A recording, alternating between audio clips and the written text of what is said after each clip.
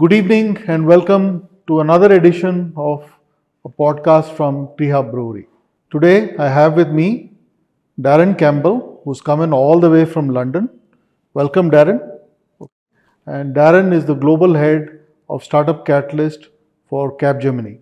So, Darren, to kick this off, right, what I'd like you to do is tell us a little bit about your journey, about yourself, and how you've got to being the global head of Startup Catalyst. Thank you, Masar, and glad to be here. My journey is quite a complex and varied one, like many people. I started in the IT industry maybe 25 years ago.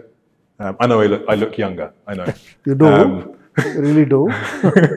But yeah, started about 25 years ago as a technical person.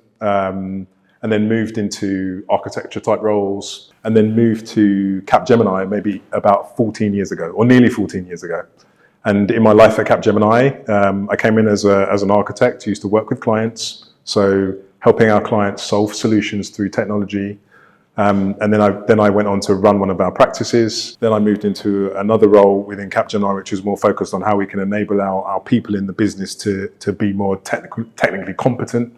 And today, or for the last 2 years or so, I've been running the Startup Catalyst program within Capgemini. So why don't you tell us a little bit about Capgemini Ventures operations? When we met today, you spoke about Catalyst, but I believe there are other aspects to what happens at Ventures operations. So could you just walk us through what really happens at Capgemini Ventures operations? Yep. The thing I'll start by saying first is that we are very passionate about startups. And we truly believe that startups are a key source of innovation for our clients. So that's our mantra. Now, what we actually do as a function within Capgemini is really split into 3 things. So firstly, we have a CVC. So we make minority investments into some of the world's best startups.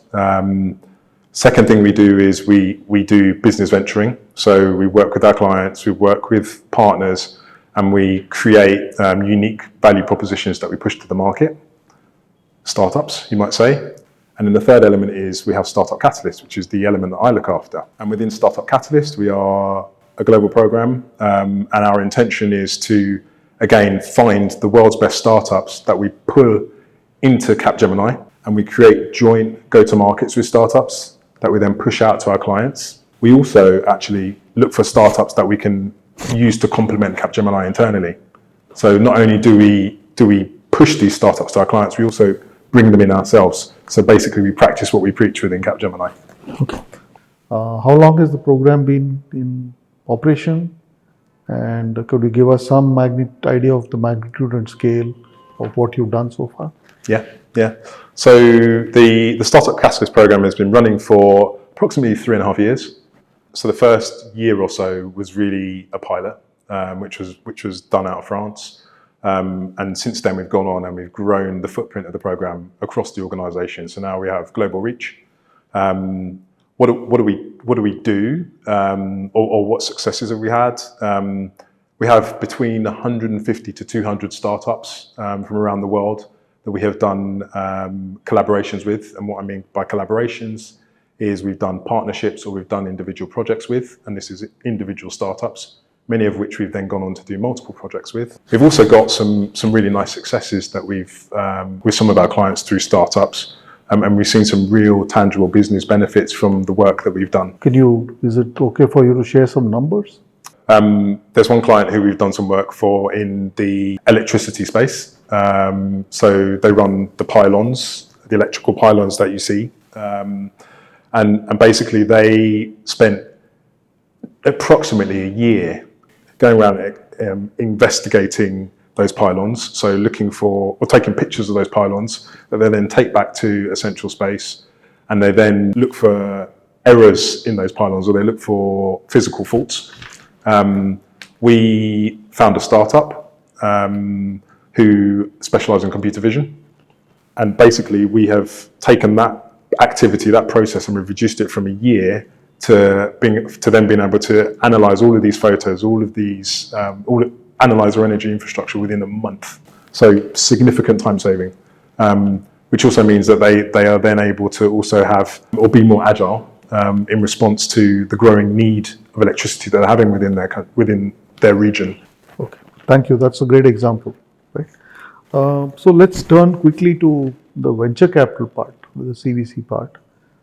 I know you are focused on the startup catalyst, but I'm going to take the opportunity to ask you a question on the VC part. How active has it been, and again, how long? Yep. And if you could share some numbers in terms of how many investments. Yep. And typically, do you come in early stage? Do you come in growth stage? Whatever you can. Yeah. So our CVC arm basically has invested in 11 startups so far, minority investments. What we've seen in the journey with the CVC arm is that we initially started with IT solutions, so lots of data and AI type focused solutions, and as we've evolved, we've now started to look more at deep tech, which is really, which is becoming a real sweet spot for us. So that those 11 startups that we have brought into our portfolio, that we now also have done joint go-to-markets with, and we're now pushing to our clients. So we don't just do the investment. We also look at then, okay, how can we activate them within Capgemini business?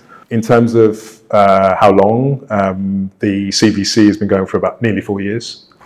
And we do work with a company called Isai, based out of France, who effectively run the portfolio for us. All of the startups that we invest in have to have some sort of synergy with Capgemini, as you can imagine. So we typically hook them in or make sure that they're aligned to a business sponsor within the organisation when we make the investment, so that we then get the buy-in from the business to help make that startup a success. So typically you need somebody who will sponsor it. Yes. So you need to find an exec sponsor. Yeah. Who then gets them hooked up to the CVC. Absolutely. Absolutely. Okay. And the other thing I will say is the exec sponsor's role is also to help us, once we've made the investment, to then help us propagate that startup across Capgemini. Because again, it's not just about investment, it's also about business activation for us. I'd like to now get into a little bit more granular level about the startup catalyst. Mm-hmm. Right. So could you just broadly describe the contours of the program? What is it exactly you do? And we've been talking about an association between T-Hub and Capg, and we've been doing work. But how can, for example, we become, a part of what you're doing in the Startup Catalyst program? Yeah. So one of the elements of Startup Catalyst that we have is ventures intelligence. So we have people from across the business coming to us with their problems with their growth statements, and these are people who are typically aligned to an industry. And what we do within Startup Catalyst is we take those problem statements or those growth areas, and we then go and look at the market, and we say, okay, which startups could potentially help us fulfill this particular need within an industry or within a particular technology topic. And so we have lots of relationships with VCs, with startups, obviously, with incubation organizations around the world that we pull this intelligence from. And what I could potentially see with T-Hub is we could leverage, again, you've got a great number of startups here, a great number of relationships. I could see an opportunity for us to again, use you as an intelligence arm that we can pull, these startups from, and then push them into the Startup Catalyst program. Okay. So how do you actually measure success in the Startup Catalyst program? Wow. So success is measured in many different ways. It's firstly about finding the right startups that we can inject into our offers. So Capgemini, we're very much organised around industry. Within each industry, we have a number of offers, and what we want to be able to do is make sure that as many of those offers incorporate startup solutions as possible, because we recognise that startups bring innovation. So for me, the number of offers where we have embedded startups is a key success. The other area for me is also about making sure that we are doing business with those startups. So yes, we've injected them into an offer. Okay, now we also need to make sure that we're actually doing something with them, because our ambition is to help the startups grow at the same time as it is to help Capgemini. Okay. So it's number of startups and number of solutions adopted by end clients. Absolutely. Okay, brilliant. Turning back to another question, so obviously you have been running the Startup Catalyst program for about 3.5 years, and you've been doing this across the world, right? So do you see, given that the program is global, Do you see any variants in the startup landscapes? I mean, for example, how is it different, for example, in Europe versus, let's say, India versus, let's say, the US? Given that you are doing, are you seeing anything different? I think, do I see anything different? I see the need for innovation across all of the regions. I think the appetite for what some people may see as risk when working with startups varies from one region to another. And the way that we mitigate that through Startup Catalyst is we evaluate startups. So we work with, obviously, as you know, a number of big clients. We need to be comfortable that whatever startups we're putting in front of our clients, we have a level of assurance that they're going to, still be around in a year's time or 2 years' time. So we do critically evaluate startups before we put them in front of our clients in order to help mitigate that different risk that we see in the different regions across the organisation. If that answers your question. So coming back to the verticals you were talking about, right? So obviously banking, financial services, insurance, healthcare. Yep. Which are the other big verticals you're kind of? Recently, I'll say energy and utilities or energy transformation is a big one for us. We're also seeing increasing demand across life sciences and more broadly than healthcare. Automotive continues to be a big interest area for us. And I think the other one that I see emerging probably this year, maybe next year, once the world has gone through all of its election processes, is public services. I think there'll be an increase in demand in that space as well. Okay, you've been here a few times. Yeah. So what has struck you about the entrepreneurship landscape here in India? Wow, what has struck me? So for me, India is the land of opportunity. I believe everywhere I go, I see entrepreneurs, I see people coming up with great ideas, I see people trying something new, I see people, this is going to sound wrong, but I see people breaking the rules, because they want to do something different, they want to do something disruptive, they want to change the game. So I see a lot of that in India, and I think for us in Capgemini, we would like to have some India startups within the portfolio of startups that we push to our clients. And I think pulling that essence of creativity, that essence of entrepreneurialism would be a great thing that we can do. So yeah, that essence is really strong here.